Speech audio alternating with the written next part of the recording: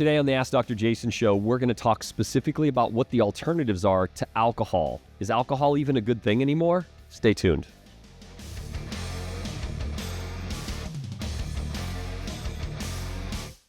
Welcome back to the Ask Dr. Jason show. I am Dr. Jason, and as always, I'm joined by my co-host and friend, Brian Casuto.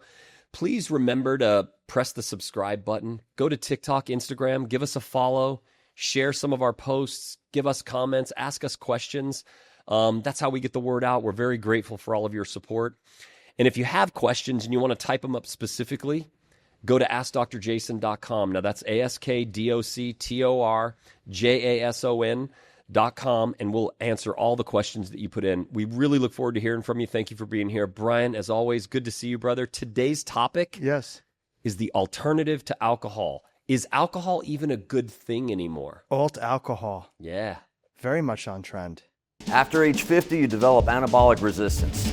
That means you need more protein to build and maintain muscle. With grass-fed protein from Transparent Labs, I get 28 grams of clean, fast-absorbing protein, rich in amino acids to support muscle protein synthesis. Build and maintain your muscle mass at any age with Transparent Labs. So today's hot topic is alt-alc, or alternative to alcohol. And, you know, the movement is just growing in popularity. I mean, so many young people drinking considerably less than when we did when we were growing up. Oh, definitely. I mean, we'll get into the statistics. They're actually like mind-boggling. Ridiculous. How many actually. fewer young people are consuming Specifically alcohol. the Gen Zers, for sure. It's unbelievable. There's 100%. so many alternatives to alcohol and spirits we can dive into. So, you know, why is this, right? Let's take a dive in. Is it just a trend? Is it here to stay? So, yeah. And what are they doing instead? Well, so what's really interesting is that there's some crazy statistics about how much less alcohol people are drinking. In fact, what they're trading it for. I mean, some of the generations today are not even drinking any alcohol. I mean, or I should say the Gen Zers are drinking 85% less alcohol than the previous generation. You know, over the past 3 years, they've seen the most significant drop in alcohol consumption they've ever seen in history. Wow. Yeah. In fact, over the last 3 years, they saw an $830 billion decrease in alcohol consumption, in sales. That's pretty significant to the alcohol industry for sure. And so trust me, they're trying to figure that out as well. And it's why you're seeing a lot of these things like non-alcoholic beers popping up everywhere. Mm-hmm. I mean, literally every company has a non-alcoholic beer. So there's definitely a trend going, and we're going to dive into that today for sure. I mean, how cool is that? Like kids coming up, they're hitting the age of 21, 22, and they're just not participating at all, going to the bars or right, consuming the alcohol. Like that's very foreign to me from when I was growing up. Well, so, I mean, I go back to high school where I started drinking the very first time was in high school. Mm-hmm. There are kids that aren't drinking at all, and they're in college, they're in their professional life, and they haven't had any alcohol. They don't even really want it. They have no desire. How amazing is that? Well, it's amazing, and I love that. But back then, if you didn't drink, you were kind of a prude or a nerd or a dork or whatever. I don't even know what the word. So where's it stemming from, do you think? Well, so what's interesting about this is there's this movement that has been called sober curious. Mm-hmm. It's been more updated to call it alt-alc by the alcohol industry because if you go to Total Wine and Spirit, there's aisles now, not just a section, aisles of non-alcoholic spirits, beers, all kinds of THC-infused beverages, all kinds of alternatives to alcohol that are all the rage now. Now, I think it's primarily based on the fact that this younger generation is more informed than we were ever informed. Sure. I mean, you've got basically piles of information at your fingertips that we didn't have when we were younger. So they're trying to live a healthier lifestyle. They're trying to live longer and healthier. They're trying to biohack the body to figure out how they can be stronger, faster, harder, just like we were talking about on the peptide episode. Sure. So they're exchanging intoxicating social settings like happy hour for things like cooking classes, yoga. They're expanding their education, their crafting and hobbies, and sinking into social media. Now, I don't know if that's exactly the best alternative, but the reality is it's true. And they're potentially trading one addiction for another. So in some cases, these exchanges may not be the best, but certainly healthier for the body. I mean, good for them, right? The fact that they're perhaps not, maybe we'll touch on it later, not peer pressured, right? And they just have firm positions on it and just can do their own thing. Yeah. Like how refreshing. No, it's actually pretty cool. And I will tell you that it's timely. Because recently, in 2018, it was published in the Lancet, which is a published journal for research and so forth. It was called the Global Burden of Disease Study. And what they did is they analyzed data from 195 countries from 1990 to 2016. There were 694 data resources, 592 studies. And what they found is that alcohol was responsible for well over 3 million deaths a year. Now, due primarily to risks associated with things like cancer. Now, these 3 million deaths were not related to drunk driving. This was disease state or condition deaths. So over 3 million deaths per year were associated to the consumption of alcohol. So certain digestive cancers like pancreatic, gallbladder, bile duct, esophageal cancers are in some cases almost directly linked to the consumption or overconsumption of alcohol for sure. Yeah. Things like liver and breast cancer are on the rise for people that consume a lot of alcohol. Now, this new research completely contradicted some of the older studies because some of those older studies suggested that, perhaps drinking a little bit of alcohol was actually good for you. And I remember the days when they would tell you that, especially, have a glass of wine with dinner and things of that nature. Well, based on this study... The French paradox. Yeah, the French paradox, exactly. Although I think that's a bit more complex because that takes into aspects of their diet and so on. But great point, though. So the World Health Organization has determined what the actual safe level of consumption of alcohol is. What do you think they came to the conclusion of, Brian? I mean, I'd assume none. Yeah, exactly. It's 0. So they're saying the only safe consumption level of alcohol is 0. Now, by the way... I'm not in that camp, by the way. No. Well, actually, about 2 years ago, I stopped drinking. Okay. A little bit over 2 years ago. It's about 2.5 years ago. Now, don't get me wrong. Once every 4, 5, 6 months, I'll have one drink with my wife. Okay. But I literally stopped drinking 2 years ago. I got to be honest, I've never felt better. I don't have those hard mornings to wake up, from being out having a few cocktails or whatever. I feel good every morning. So I got to be honest, there's got to be some truth to this because alcohol does not work well in my body anymore. Well, of course. I mean, I'm an everything in moderation person. Sure. I went 18 months without drinking a couple years ago.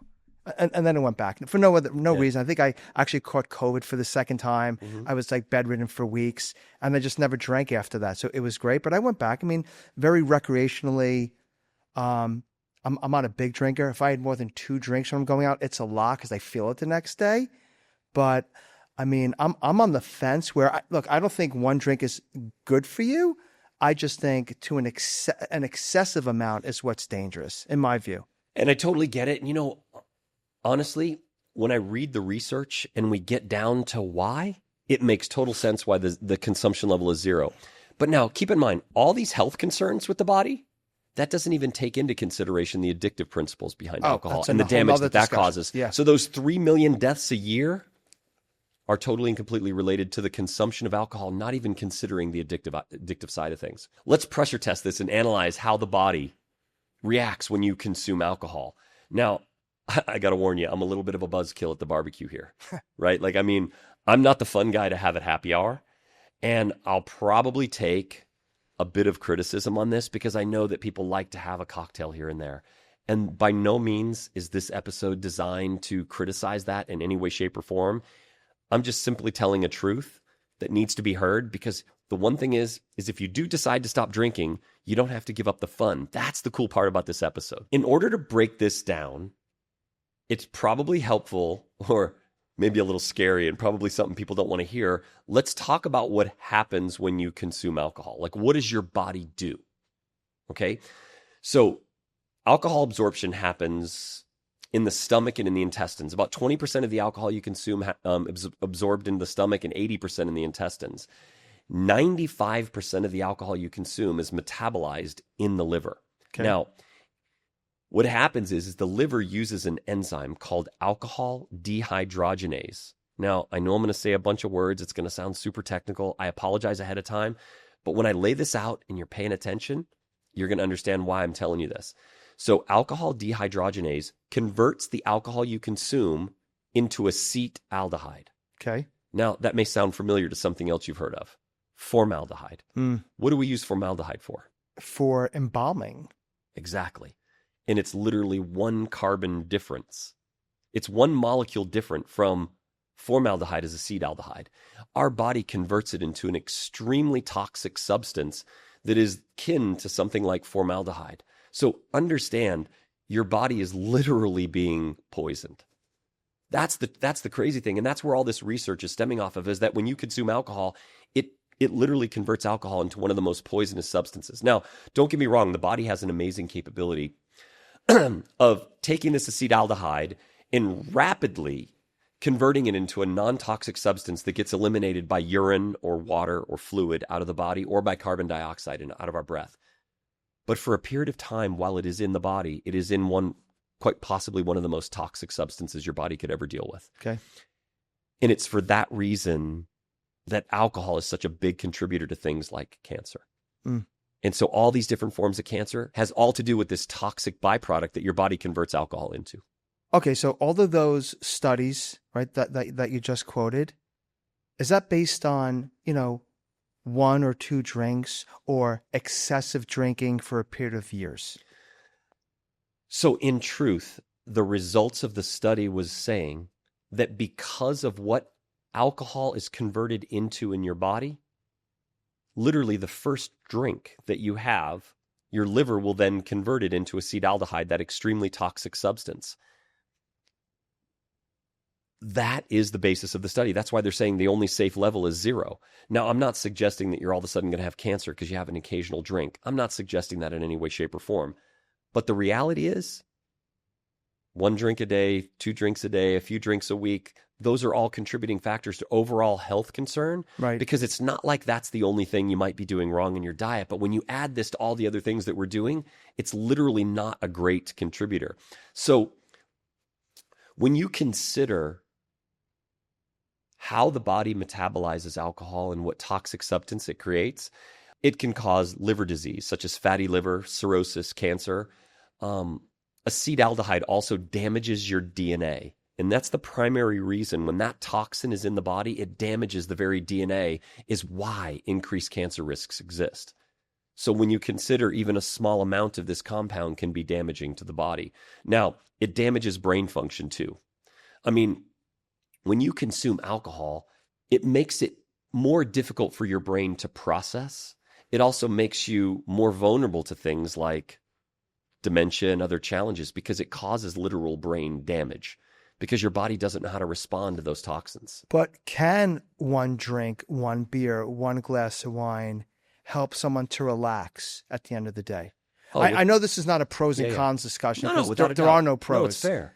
Right? But in moderation, like, is there a way to, I don't know, palatably, tolerably enjoy alcohol within reason? So I totally get how the whole nightcap mentality to help wind down and de-stress the body and so forth.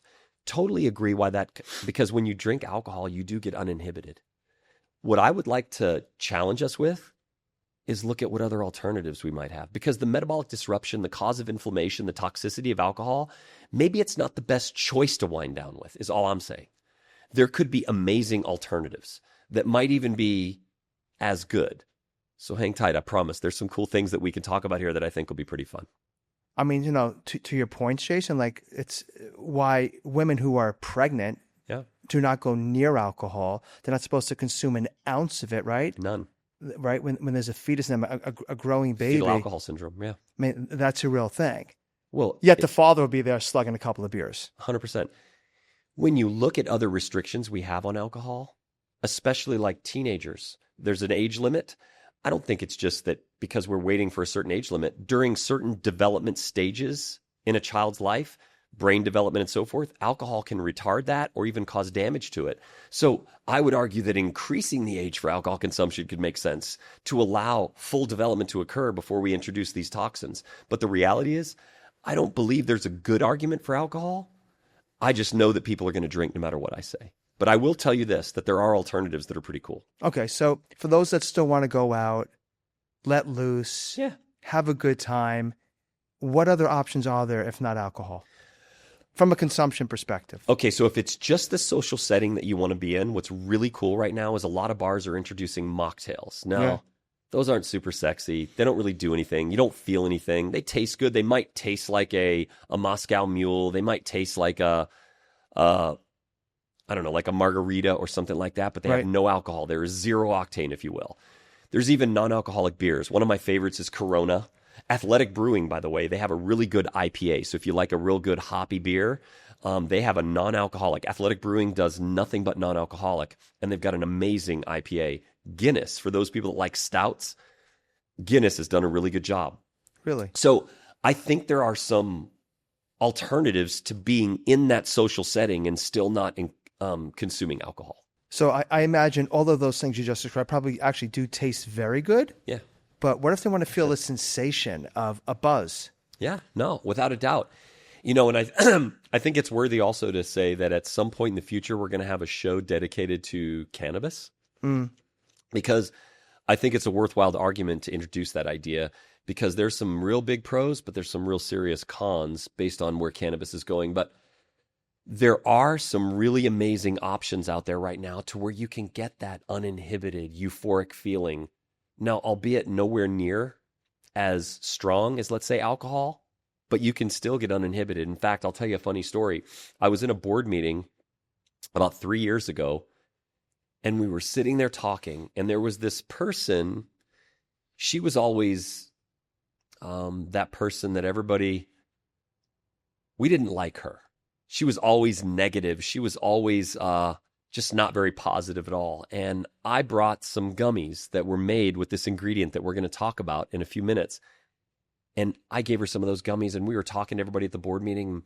And everybody came up to me after going, "What did you do to her?" I mean, she completely became a different person. So we're going to talk about this. And I'm really, listen, if nothing else, it's an option that people can explore that not only is safe, but doesn't cause that toxic side effect in the body, actually has that uninhibited euphoric feeling, but is completely safe and will cause a reduction in stress, not an increase in stress to the body. Very cool. Okay, so now you've piqued my curiosity, and I think I know what the ingredient is, but I'm not going to guess. Well, we've talked about it, you and I. What is it? It's Kava. Kava. So Kava is found in Polynesian culture, right? Vanuatu, Fiji. Yeah. I know it's in different Polynesian culture, and it was used ceremonial in different ways. In fact, throughout the United States today, you can go to a Kava bar. Now, I can't say that most of the Kava bars are traditional Kava bars. Typically, when you go to a Kava bar now, you're going to get like a ready-made drink or some sort of a shot. You can still get a traditional bowl. Not in all Kava bars. I was in a Kava bar the other day that did not serve traditional Kava. Oh, wow. And I was like shocked because I wanted to order a shell of Kava. People are adding flavors to it, sweeteners. Well, they're trying to make something that is traditional taste better. Ceremonial. Because don't get me wrong, Kava's got some rough spots in its taste, but man, when you look at how people are formulating it today, they've made it a lot better. So what's really cool about Kava is it has a mildly intoxicating effect. It can actually make you slightly euphoric. It has this relaxing, calming aspect to it. But the best thing is you can go out and have 2-3 shells of Kava or 2-3 servings of Kava in a Kava bar, wake up the next day, feel fine. Yeah. In fact, you might even sleep better and feel better, whereas the exact opposite is true if you have too many drinks. You'll be hungover, dehydrated, and in pain, right? Because your body's trying to off-gas all of that toxic chemical.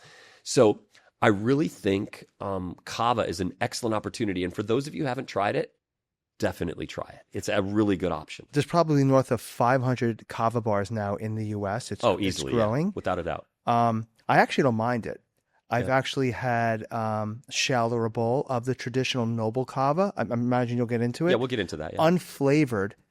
I didn't mind it at all. Tasted like kind of muddy water, but it didn't have a bad taste. It didn't have a bad aftertaste, and I definitely felt it.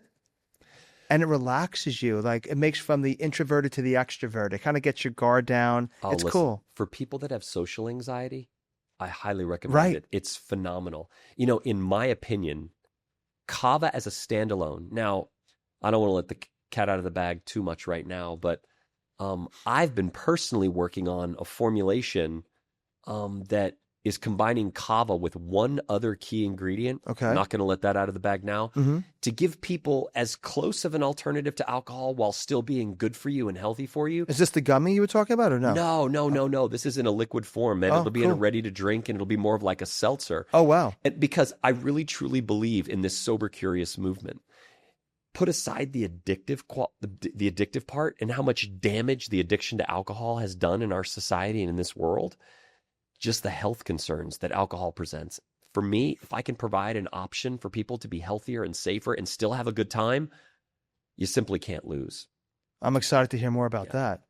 Okay, so kava. I've never had more than 2 bowls, but if you drink an excessive amount, can it get you very buzzed? Like, how much is too much? Like, what do you know? Okay, so it's never going to get you as buzzed as alcohol. Okay. And that's directly correlated by the fact that the reason why you get buzzed is because of the toxicity of the chemical acetaldehyde that you're putting in your body. Truly, that is why you're getting buzzed. It's robbing your body of oxygen. So it's never going to get you that type of buzzed, but it can give you a little bit of a buzz. It can get you a little bit euphoric. And like I said, from a social anxiety standpoint, totally uninhibited. You can literally have fun on it, but mentally you're sharp, you're in control. You're not going to be doing any crazy drunk dialing. You know what I mean? You're not going to make any mistakes or say the wrong thing. You're going to be cognitively aware, right? Like you're not going to do the stupid things that alcohol all too often get us down the road of. So, Right. So 3 questions, Jason. yeah. What should someone be looking for when they're going to purchase or consume kava? Okay. I mean, I have my experience, but how would you express what it tastes like? Yeah. And if you were to have a few kavas, a bowl, a shell, and you got pulled over, would you be intoxicated? Okay, so the first question is what you should be looking for is what is called kava lactones. Those are the actives in kava. Right. And traditionally speaking, if you were to go back to like that Polynesian cultural experience, in one shell of kava, you're going to get about 250 to 300 milligrams of kava lactones. Okay. That's typically. So you're going to want to look for something that gives you about that same if you want to have the same experience. Now, what does it taste like? It tastes a little earthy. Yeah. Tastes a little bitter and a little weird, but it is an acquired taste for sure. It has a unique experience. I almost don't want to tell anybody. I want them to experience it the first time, but I'll tell you anyway. Your mouth and your throat will go temporarily numb. Yes. Yep. So what's cool about that is that covers up some of the bitter notes of the taste too. So your mouth will almost immediately go numb. Yes, that's kind of true. crazy. If you don't expect it, it's definitely something that will happen. Now, the most important question you asked is if you have 1, 2, 3 shells of kava, or you're coming home from a kava bar, you're not consuming alcohol, could you be pulled over and could you get in trouble with the police? So there's 2 laws when it comes to being pulled over. There's driving while intoxicated. That's a DWI. DWI is very strictly mandated to how much alcohol or a particular drug or some sort of a compound that has already been identified and put on a list and saying if you're above a certain limit that you are considered intoxicated. There's also another stipulation called driving under the influence. Right. Now, under the influence is a little bit more loose in its definition, and that is if your driving becomes erratic, you're not reacting well, you're stopping weird, you can get in trouble with the police. So the bottom line is kava. If you're drinking enough kava, you definitely can become super relaxed, super chill. And in all honesty, your reaction times might not be as strong. So as a result, I would say, wow, if you're going to be going to a kava bar and you're going to have a few shells of kava, enjoy yourself, take an Uber. That way everybody's safe. But truthfully, you're not damaging your body. It's really kind of cool. So what are the different types of kava? Are there many? Yes. Okay, so there are 2 primary types of kava, and only one of which would I ever recommend someone take, and there's a reason, and I'll explain. So the 2 types of kava are called Two-Day and Noble Kava. Now, the Two-Day is Tudei, but it is pronounced like 2 days, all right? 2-Day. So Two-Day Kava is definitely more intoxicating. So if someone were to go after kava and they wanted to really go after it, they could certainly get a more intoxicating effect. However, when you drink or consume 2-Day kava, it has potentially hepato or liver toxicity concerns, meaning your liver has a hard time processing it. I remember this years ago. Oh, 100%. Yeah. So that it's for that reason that the type of kava that has become increasingly popular, because it doesn't have anywhere near the same risks of liver hepatotoxicity at all, is called noble kava. Noble, right? Noble kava. Noble kava is the gold standard for safe, regular use of kava. In fact, there are 3 different strains or regions that you can get it from. It's Tongan, Fijian, and Vanuatu. It's where they grow a lot of the noble kava. And I honestly believe that it's the easiest herb, root, or substance that you can use to replace alcohol.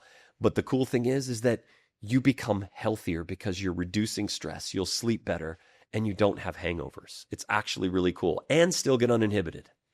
So how does kava specifically work in the body, like once ingested? Okay, so you've heard of the actives in kava lactones. We just talked about that a second ago, right? So you've also heard of the amino acid GABA, gamma aminobutyric acid. Okay, so it works by GABA enhancement. It increases the efficiency of GABA receptors in the brain. See, GABA is that one amino acid that I tell people that when you have a lot of noise in the mind and you want to shut that noise down so that you can relax and go to sleep or focus, it's an excellent thing to take. And so Kava helps by enhancing that process in the body so that you can turn down that mental noise, that conflict that you have in your mind just to relax.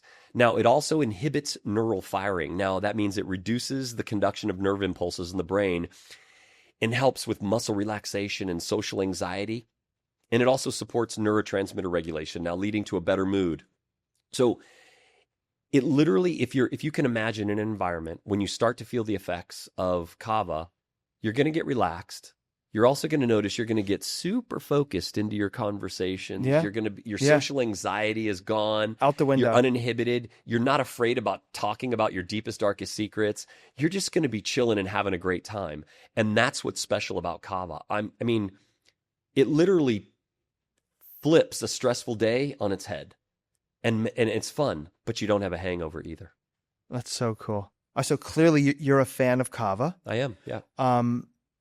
Is there a particular product, a particular brand that you would endorse right now? Okay, so here's the one thing that I will tell everybody. There's a lot of brands being marketed on places like TikTok and Instagram. Be careful. Yeah. They give you this, they insinuate that they do this, they take a shot and 30 minutes later after taking 4 shots, they come on and they're totally intoxicated and whatever. Please don't believe that. That's not how kava works. Kava is experiential. You will feel it, but not like they're projecting. So be careful with a lot of the people that are trying to promote those products. One I like in particular is a company called Lelo. They have a ready to drink that's really cool. I know it's those something guys. that you can take to the beach, out on the boat, and just have a great time. And it's something that you can drink all day. They're super cool and they're fun. Leilo, Lelo. Yeah, in other words, lay low. Yeah. In other words, chill out and have a good time. Great summer beverage, especially when you're out in the sun. Now, those are good young guys behind that brand. Okay, so what's your final word on kava, if you could button it up for us? So the bottom line is this. I know that people are going to drink alcohol, even though I'm telling them that it's one of the most toxic substances you could ever put in your body. It is truly. Besides refined sugar, I would tell you alcohol is probably number 2. The reality is that people are still going to drink, but I would hope and encourage that people look for alternatives. Because if you can go to that 0 alcohol consumption in your diet and find these alternatives that you're happy about and that give you all that release, I can't encourage you enough. Look for that option, because not only will you be doing your body good, because you're going to be reducing stress, helping your sleep, but you're also going to have a little bit of fun too. This is what I reach for on the way to the gym, Aonic Build. It's a 3-in-1 muscle support supplement that makes staying consistent way easier. You get creatine for lean muscle support, HMB to help with muscle retention, and beetroot extract to support strength and power, all in one stick. I love that it has 0 added sugar, no artificial colors, and actually tastes refreshing. It just fits into my routine without overthinking it. No mixing multiple supplements, no extra steps. If you're training and want something simple that supports your goals, this is an easy add to your routine. Easy to throw in my bag, easy to stay consistent with. Okay, Jay, so in the spirit of this sober, curious movement in the alt alcohol episode, Absolutely. This rapid fire will be around supplements, directly correlated to that purpose. Okay. Okay, so let's get into it. First, and some of these, by the way, are repetitive, but still relevant. Absolutely. Okay. Okay. L-theanine. L-theanine is an amino acid commonly extracted from tea leaves, specifically green and black tea, and it increases alpha waves in the brain. And why that's important, because that's a measure of relaxation. So it also helps to increase certain neurotransmitters like dopamine, serotonin, and GABA. These are really important for relaxation as well. So theanine is definitely a good choice. Lion's mane mushrooms. So lion's mane mushrooms are gaining a lot of notoriety in the recent years. A company by the name of Om and a few others that are out there have done a really great job. You know, the neuroprotective benefits, the ability to support brain structure and function. It's just honestly really amazing. Some people even call it a psychotropic, but I don't know that I ever feel any really truly intoxicating effects from lion's mane. Definitely good for the brain, though. Is that a buy? Oh, it's definitely a buy. Okay, this one, Yeah. a little bit edgy. Maybe, I don't know what's out there, but I hear a lot about it. Kratom. Wow. Okay. So kratom is a bit tricky. It's very similar in the way that it works to opioids. Oh, So people are using it because it originally gained a lot of popularity because of pain relief, things of that nature. But now people are using it to get high. Here's the problem. It's extremely addictive. Oh. It is dangerous. It is problematic. It's unregulated. You buy it at head shops and places that, I certainly wouldn't trust a head shop with my health beneficial products. Like convenience stores now, they're Oh, shots. convenience stores. Like, I don't know that I would shop at a convenience store for medicine. Do you know what I mean? Or things that were good for my body. So I would tell you to be very careful with kratom. In fact, what's really gaining popularity on social media right now is that they're selling products or regimens to get people off of kratom, to give you an idea of how addictive this stuff is. So I would definitely be careful. For me, it's a 100% zero, don't take, don't buy. Never will be. Like, were there some states that allowed retail distribution, some that did not? Like, what's the take on that? Okay, so when you look at opioid pain medications, they're still legal, but yet we have an opioid epidemic in our country. Kratom is only contributing to that. And so for me, I know there's going to be some that hate me for saying this, and they're going to criticize the heck out of me for saying it. There's some big brands out there. 100%. I would tell you this is a no. Trust me when I tell you this is not a good idea. Highly addictive and highly problematic. Will it eventually be taken off the market, in your opinion? You know, I just don't know. I would love to say yes, that it'll eventually be taken off the market. It's been out there for several years and they've done nothing. So honestly, for those that still want to take it, I guess they're going to be happy. For me, I wish they would regulate it and take it off the market. Okay. Let's go to the polar opposite. Oh, yeah. Okay. Ashwagandha. Oh, ashwagandha is one of my favorites. It's known as an adaptogen. Now, while this one's not necessarily going to make you euphoric, it definitely helps you with stress. And so if changing your mood is totally reliant on reducing stress and reducing cortisol in the body, awesome. Ashwagandha, one of my favorites. You can take it every single day. Great to take during the day so that at night you can sleep better. Very good. Okay. Kana. So Kana is something that's gaining some really recent notoriety, and it's a phenomenal botanical. It's found primarily in South Africa, and it's derived from a succulent plant. You know, those plants that look like they're loaded full of water and so forth. It's Right. derived from a succulent, and it helps with stress. It elevates mood amazingly. So if you want to be put in a good mood, Kana is an exceptionally good tool. Now, is it intoxicating? No. And it doesn't really have any negative side effects that I've been able to identify. But what's really amazing is not only does it elevate mood, but it sort of negates or reduces the negative toxic side effects of stress. Honestly, its mood-boosting benefits alone I really love.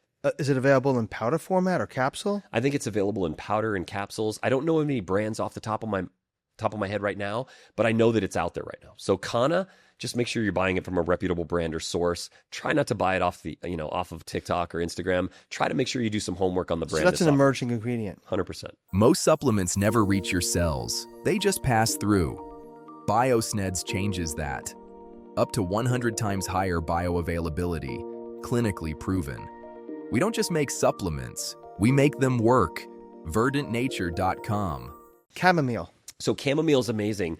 Most commonly used in the form of a tea, Right. but can be added into combination formulas for stress and sleep. It gives super relaxation. Honestly, if you want something as a nightcap to relax in the end of an evening, take like a spoonful of honey and some chamomile tea and you can relax really amazingly, and you're not going to wake up hard the next day or hungover. No, it always does the trick. Oh, it does the trick. It helps you sleep better for sure. Good one. Okay. Passionflower. So passionflower, they have a lot of really amazing science that's been done on passionflower. It helps with restlessness and relaxation. So if you were to combine this with ashwagandha, it's amazing. So passionflower is amazing. In fact, there was a product that I created several years ago by Country Life called Stress Shield. Sure, I remember. And we put ashwagandha, trademark Sensoril, and then we put a few other botanicals, including passionflower. Highly recommended. Awesome. Lemon balm. Oh, lemon balm's amazing. There's a lot of formulas out there that already use it today. It helps with relaxation and stress. Definitely a buy. Awesome. All right, magnesium. So now I know we've talked about magnesium so many times during our rapid fire and even some of our hot topics, but there's a reason. The notoriety behind magnesium is important. It is an essential mineral. That means your body doesn't make it, but your body needs it. And so the form that I would tell you, especially for the purposes of relaxation, is magnesium glycinate. Now, it helps to act as a gatekeeper to mDNA receptors in the brain. Now, if these receptors go unchecked, you get full of anxiety and angst. Magnesium is the ultimate in relaxation. It helps with better sleep. It's also essential for brain function. You know, if I were to give this a scale of 1 to 10, I would say 11 plus. Wow. Definitely the most important, probably one of the best things you could take, period, for relaxation. And another one we spoke about fairly recently, but 100%. Very relevant for this purpose, this episode today, saffron. Oh, saffron's amazing. It's probably one of the most expensive spices that you'll find in your kitchen. But what's really cool is because it has a couple of compounds, one of which is saffronel, it boosts neurotransmitters like dopamine and serotonin in the brain. So it elevates mood. Definitely recommended. In fact, with my old company, Probulin, we had a product called Total Care Mood. And women that were going through menopause or people that were just dealing with stress or just guys that were moody, we're starting to get a lot of really amazing responses because probiotics themselves help with mood, but then the add of saffron, amazing, cool tool. I never would have expected the response we'd have got off of it.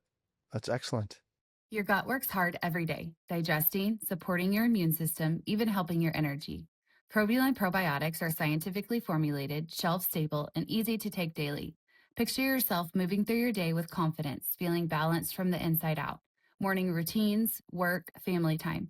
Probulin helps keep your gut in check so you can focus on what really matters. So, Jay, here we are at the mental health portion. So, getting back to alcohol and how it affects people's day-to-day, their livelihood, their emotional state.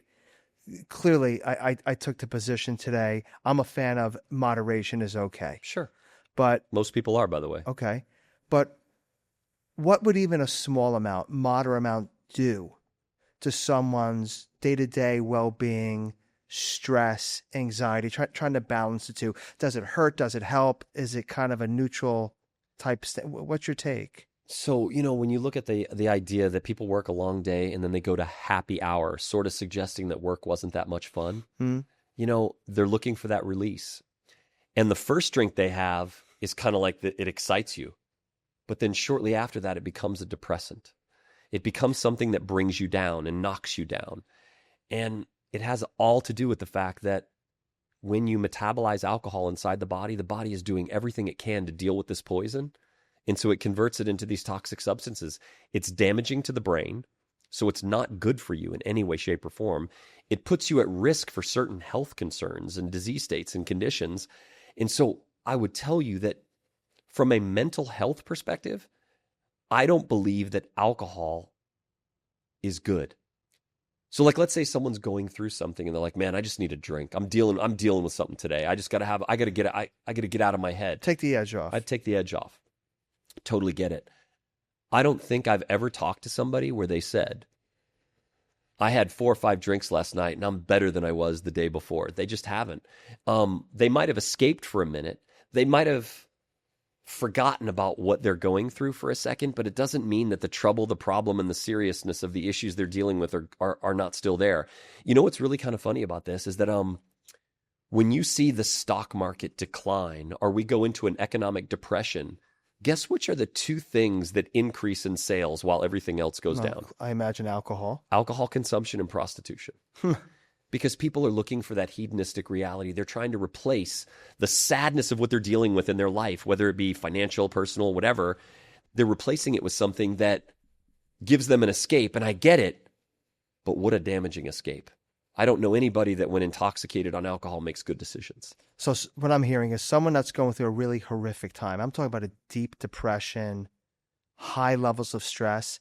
Alcohol may be the worst thing they could possibly do. In that circumstance, the answer would be absolutely yes. But I would argue that even people going through some day-to-day stresses that are just challenging, I don't know that alcohol is the best choice. The whole point of this episode is to expose people to things they might want to try otherwise.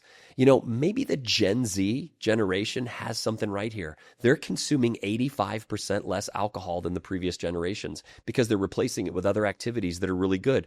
Why not look to replace alcohol consumption with exercise? Because now you're releasing endorphins and and body-created Boosting opioids. serotonin. Yeah, you ever heard of the runner's high? Yeah, sure. People go out for a run, they get high. They feel like, wow, I feel good now. Why not achieve feeling good as opposed to trying to be depressed or brought down? See, this research exposed something in me that I can't deny now. For me, discontinuing the consumption of alcohol on any type of regular basis only improved my life. Yeah. I mean, I feel better. I never wake up hungover or problematic. I mean, my 50th birthday, you were there. Yeah. I tied it on a little bit too much. I felt like death for 3 days, clearly telling me that my body just can't handle that anymore. A couple of years ago, my wife and I came back from a vacation, and I just stopped, and I felt better. You know, it was like God telling me, hey, are you happy that you built your, you know, because I just completed my bourbon collection, because I'm a big bourbon guy. I love bourbon. And it was like God telling me, all right, it's time to switch. So I have this collection. I don't even drink it anymore. Yeah. Now they're just like ornaments on the shelf. I honestly don't regret it. I've never felt better. I want to shift the conversations for a second back to a supplement. So I want to get your take. It'll be a twofold question. Yeah. On milk thistle. Yeah. And for those that do drink, you know, moderately, recreationally, if you will, is milk thistle something someone can take every day to help build back that healthy liver tissue? And then the second part of that question is, before someone goes out drinking for the night, should someone take milk thistle before or after, if you will? What's the best way to use it? Okay, so I will tell you this, that if your goal of the milk thistle is to prevent the damage that you're doing to your body, the answer is yes, milk thistle will help. Okay, it's definitely going to help. It's going to support the liver because the liver needs a lot of support. No, we're not saying you can drink more, but it'll help. Okay. That's where I'm trying to get at, is because you give people an inch, they take a mile. The reality is this milk thistle is an excellent thing to take every day, and it's not just because of alcohol. It's because of everything else that we're doing to ourselves. Right. All the other toxins we're dealing with, microplastics that we're consuming, processed refined foods, artificial flavor, sweeteners, and colors, and all kinds of different processing aids that are in this food that we're eating on a daily basis. Milk thistle is an excellent option. Now, the only thing that I would add to milk thistle if you're going to go out drinking is electrolytes. Keep yourself hydrated. That doesn't minimize the hangover. It just makes you feel better and keeps you hydrated, because alcohol also dehydrates the body. Great. All right. Super informative. Brian, thanks again for today, man. I think we covered another touchy subject, but I think it's going to be, or at least I hope it's going to be helpful and encourage people to possibly look at alternatives to alcohol. Now, to the listeners and to the people that are watching, we really appreciate you paying attention or tuning in. And if you could, as I said at the top of the show, please push the subscribe button. Go to our social media platforms. It's all under Ask Dr. Jason. It's AskDoctorJason. Also, same.com. Go and visit us, like us, share us, follow us. We really, really need your support to get our word out there, and we hope this information is really helpful. Stay tuned, because we're going to have another amazing hot topic next time. So, Brian, until next time, thanks, man. See you soon.